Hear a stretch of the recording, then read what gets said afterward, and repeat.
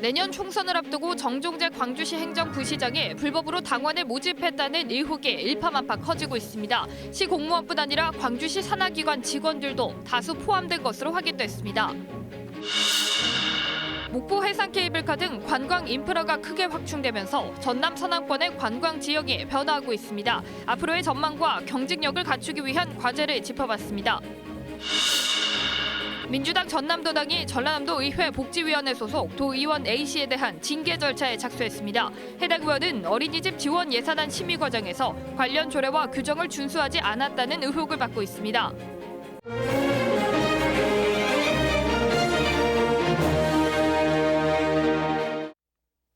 이어서 목포에서 전해드립니다.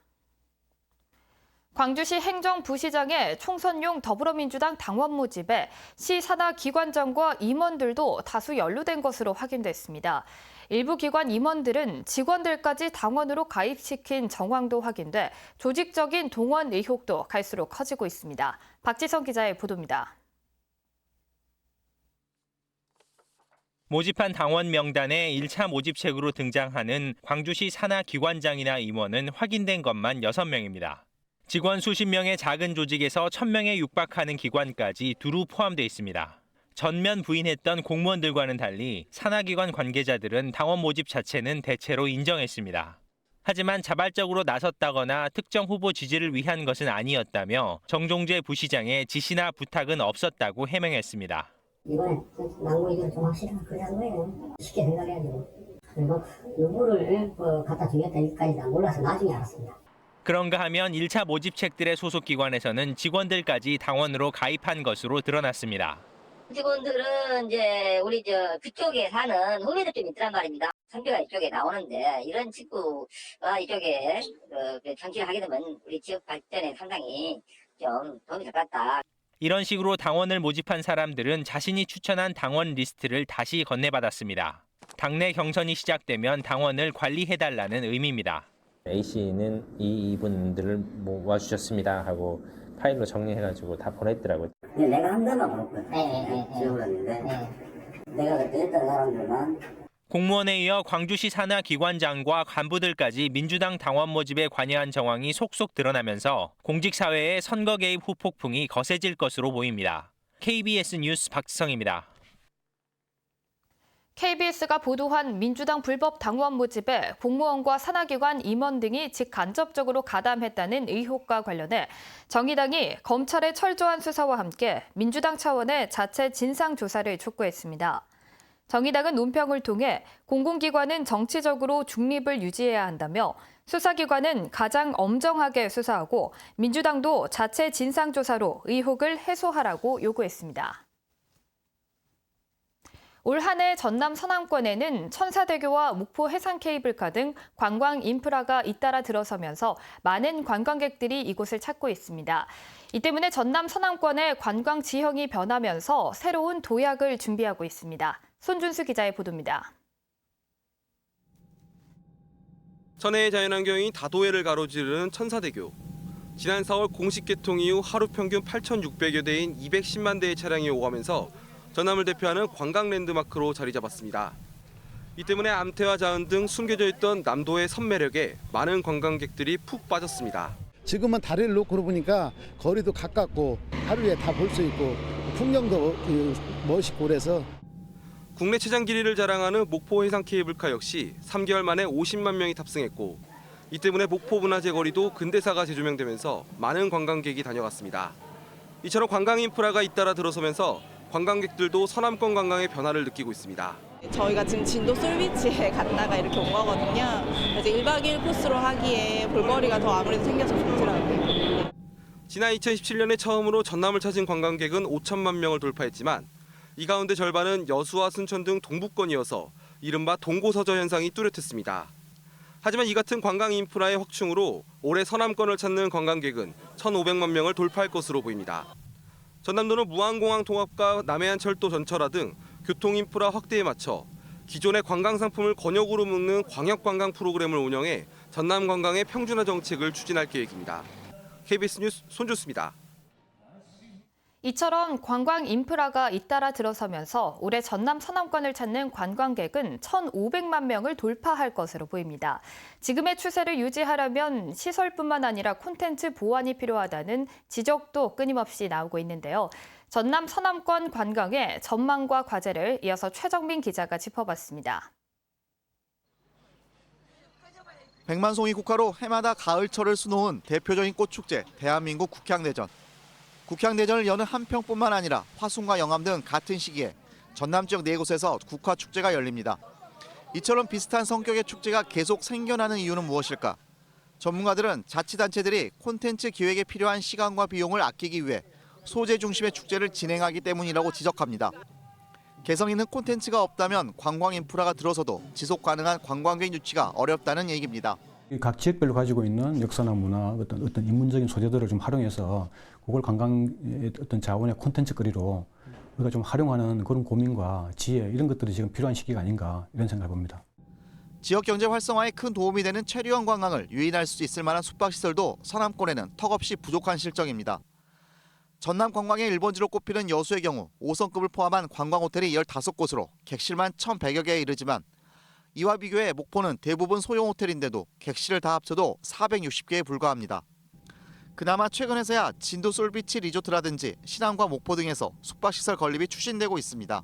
서남권이 어떻게 보면 관광 자원이라든지 이런 부분은 많은데 아직까지 이제 섬이 많다 보니까 사실상 가기 어려운 부분. 그래서 인프라 구축하는데 상당히 좀 애로사항들이 많습니다. 과거 2000년대 초 서해안 고속도로가 개통하면서 관광객이 몰려들었지만 콘텐츠 부재와 열악한 숙박시설 등으로 관광 활성화에 찬물을 끼얹는 만큼 지속 가능한 관광산업 발전을 위해서는 여러 보완책이 필요해 보입니다. KBS 뉴스 최정민입니다.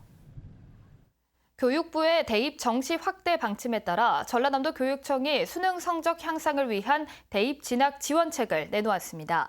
이에 따라 교사들의 수능 지도 역량을 높이기 위한 평가 문항 출제 연수를 강화하고 방과 후 학생 수준 등을 고려한 맞춤형 수능 강좌 개설을 지원키로 했습니다. 또 도서 지역과 농어촌 지역 학교를 중심으로 인터넷 강의 수강이 가능한 온라인 학습실도 구축할 예정입니다.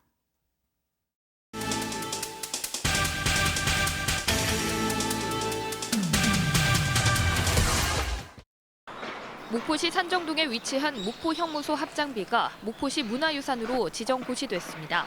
이번에 지정된 이 합장비는 일제강점기 목포형무소에 수감 중 사망한 사람들에 대한 추모비로 1917년부터 1933년까지 모두 4차례에 걸쳐 합장이 이루어진 것으로 추정되고 있습니다.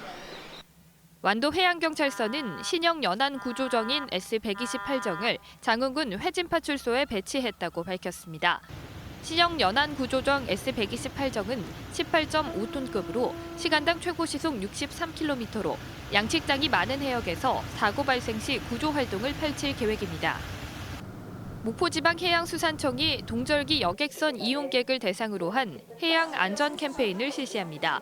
목포해수청은 목포 연안 여객터미널에서 구명조끼 착용과 소화기 사용법, 가상현실 장비를 이용한 해양 안전 체험 등 해양 안전 캠페인을 벌일 예정입니다. 목포 해상 케이블카가 내년 2월 29일까지 저녁 6시 이후에 방문하는 모든 고객들에게 크리스탈 캐빈은 4,000원, 일반 캐빈은 3,000원 할인 서비스를 실시합니다. 해상 케이블카는 야간 할인 행사를 통해 목포시 도심 전체의 야경과 목포대교가 보이는 다도의 배경을 한 번에 감상할 수 있을 것이라고 밝혔습니다. 지금까지 단신 브리핑이었습니다. 다음은 희망 2020 나눔 캠페인에 성금을 보내주신 분들입니다. 목포 하이칙과 하정환 원장이 1,000만 원을 기탁하셨습니다. 영암군 신북면 월평 사리 주민 20만 원, 양계 1, 2주민 19만 6천 원, 학동 1, 2주민 13만 원, 양계 1, 2주민 11만 원, 명동 1, 2주민 9만 6천 원, 월평 3, 2주민 7만 2천 원, 다해건설 김용기 씨 5만 원, 군서면 동호마을 주민 34만 원, 오사마을 주민 21만 5천 원, 월산마을 주민 20만 2,500원, 주안마을 주민 18만 5천 원, 백암동 마을 주민 14만 7,500원, 강진군 병영면 병영경로당에서 25만 원, 강진읍 발산마을 주민 15만 원, 차경마을 주민 13만 원, 하나로 부동산 오인환 씨 50만 원, 몽리마을 주민 28만 원, 향일마을 주민 12만 원, 대한어머니회 회원 10만 원, 신풍마을 경로당에서 5만 원, 작천면 죽산마을 주민 20만 원, 신기 용동 상남마을 주민들이 각각 15만 원, 신기마을 경로당에서 10만 원, 학동 군자 경로당과 죽산 여자 경로당에서 각각 10만 원, 해남군 화원면 후포마을 주민 40만 원, 문내면 서상마을 주민들이 35만 원을 맡기셨습니다. 성금을 보내주신 분들께 감사드립니다. 전라남도 의회의 민간 어린이집 지원 예산 증액 논란과 관련해 민주당 전남도당이 보건복지환경위원회 소속 A 의원을 도당 윤리심판원에 회부하는 등 징계 절차에 들어갔습니다. 민주당은 자당 소속 A 의원이 예산안을 심의하면서 관련 조례와 규정 등을 제대로 준수했는지와 당원으로서 적절하게 행동했는지 등을 살필 예정입니다.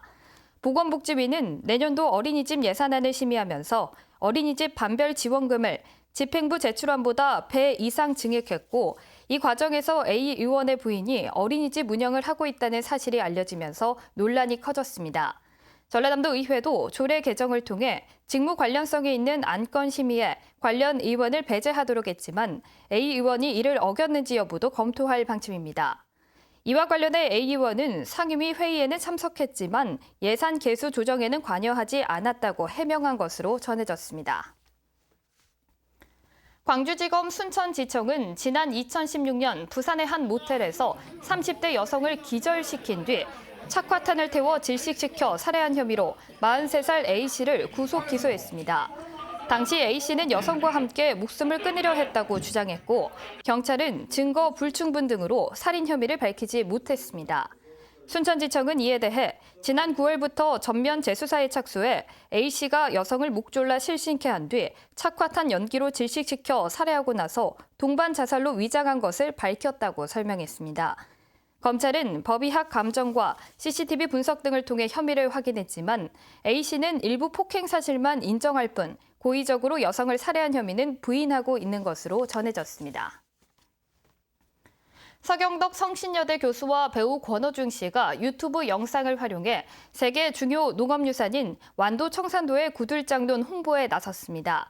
서 교수 등은 세계적으로 보존 가치가 있는 우리나라 농업유산인 구들장논을 전 세계에 알리겠다고 밝혔습니다. 목포였습니다.